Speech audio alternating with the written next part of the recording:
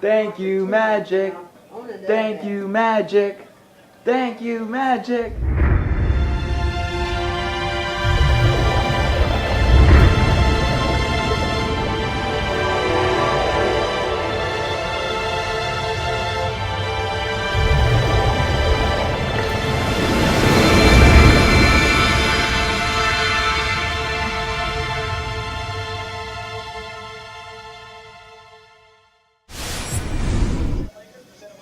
What up, Sparks fans?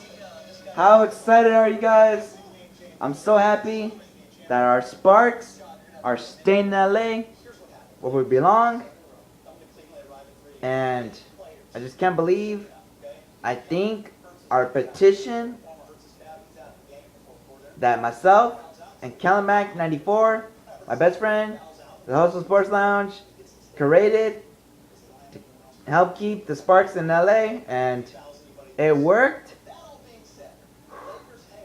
Can't believe it.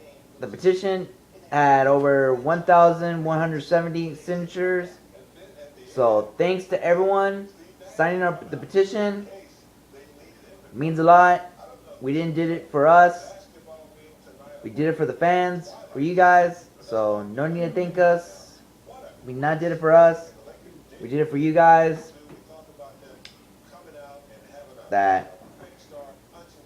So yeah, no need to thank us. And so let's go see how excited Sparks fans are about the Sparks staying in LA. So take it away, Sparks fans.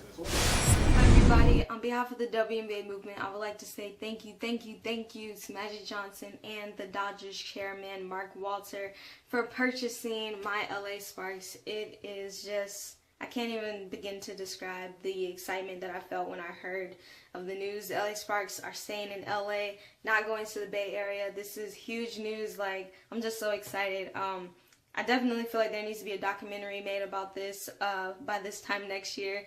They went from not having any owners at all to possibly being moved to the Bay Area, and then now they're staying in LA, and they're going to win the 2014 WNBA championship. Wow. Where do I start?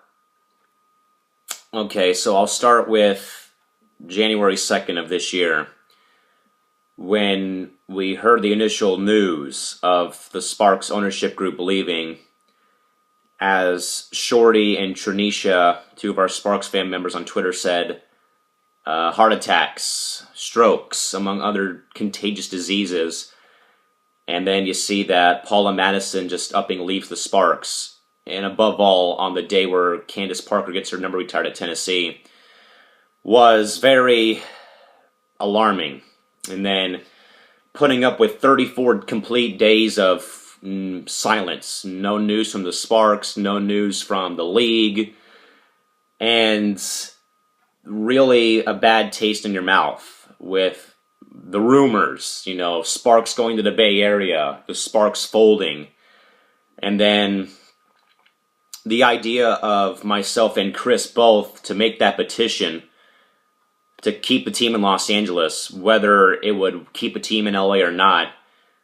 Again, we weren't doing it for ourselves. I know that a lot of people are thinking it was all Chris's effort, but it was really a two-man show. I was actually going to start drafting the petition the next day, but I saw that Chris had already started it because he was texting me weird questions like, you know, who are you trying to reach out to with this petition? And I thought, okay, he's probably already started, so let him finish it. And then, honestly, when we first talked about, you know, first started drafting the petition, we thought it was a long shot idea. We thought it was a very, very far-fetched idea because of the lack of interest, the lack of support for the WNBA, and especially for just the league in general. I mean, and really when we first started it, it would get maybe topped out at maybe 5 signatures, and it would be dead in the water and buried, and there wouldn't be anything. There wouldn't be any talk about it or anything, folks. And above all, though, I mean, through the wonders of social media, Facebook and Twitter, some help from a few great legendary WNBA players to current day players to writers to blogs, websites, and forums, it ballooned. I mean, we had maybe, I think 19 the first day we started the petition, maybe 36 the next night, 55 the next day. Then after that, it was just like boom, boom, boom, boom, boom. It was like, 100 plus every day. And then above all, hitting the 1,000 mark. We never thought that the petition would even come close to sniffing even triple digits. I mean, triple digits, yeah, but not even 4 digits. I mean, not even 1,000. We never thought it would hit 1,170, because we thought we really thought there'd be no interest shown towards it. We'd be ragged down on Facebook and Twitter. It's WNBA. Let them go to hell or something like that. That's really what we were thinking when the petition was initially drafted, folks. And again, it's not all Chris's well-being. We both had a share in doing this petition, not just Chris, but myself included. I'm just really speechless. I mean, it was 34 days of, holding in your breath till you turn purple. It was really that way. I mean, the articles from Albert, James, and Nate from SwishAppeal.com, Ramona Shelburne keeping us in the loop on ESPNLA.com, Michelle Smith on ESPNW and ESPN.com, and then getting some help from Cynthia Cooper, Tina Thompson, Candace Parker, Marissa Coleman.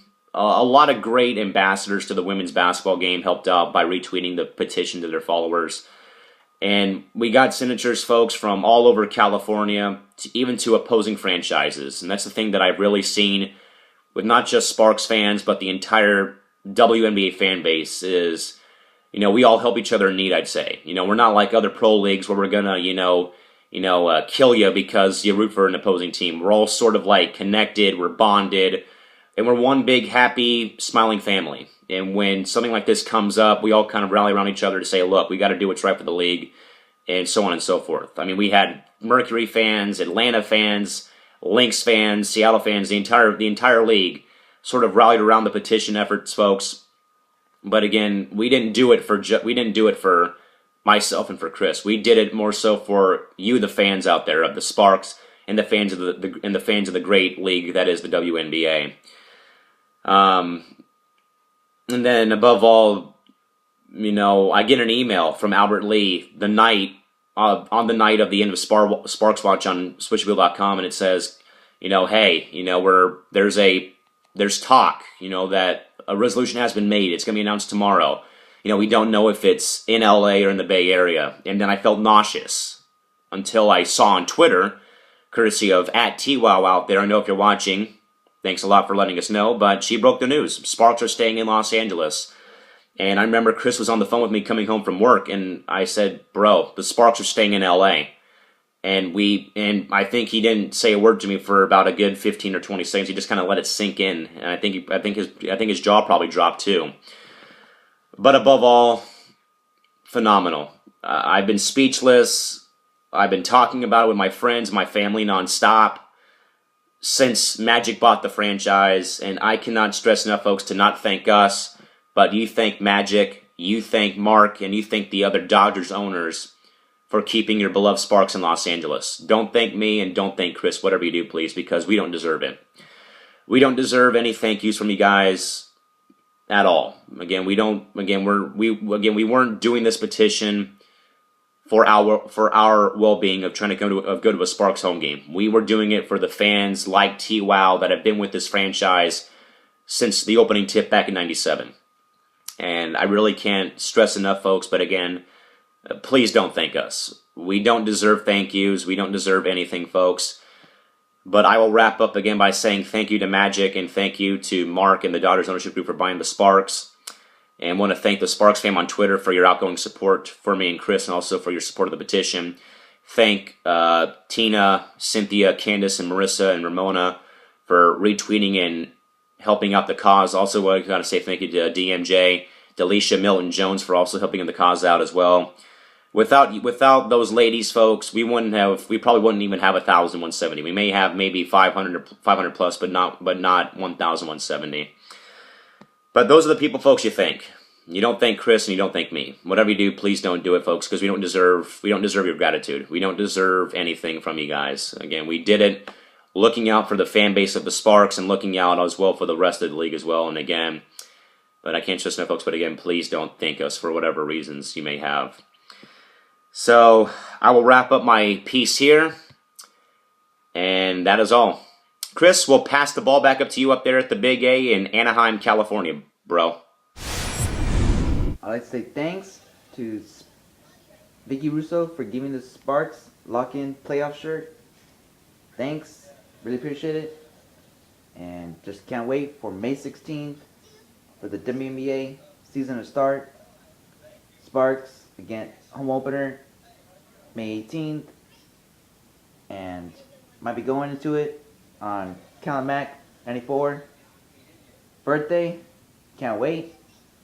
And tomorrow, the Sparks Follow Train schedule begins.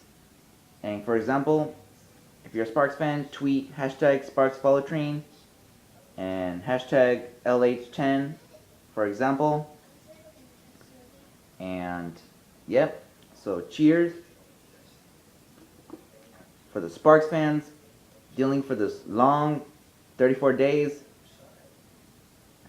And finally, we're staying in Los Angeles. So cheers, and also cheers to Magic Johnson for buying the Sparks. Thanks. So give this video a like, and stay tuned for my next vlog, probably maybe Thursday, when Angels pitchers and catchers report to spring training. Can't wait for the baseball season. So, yep. So, yeah, see ya. Let's go Sparks!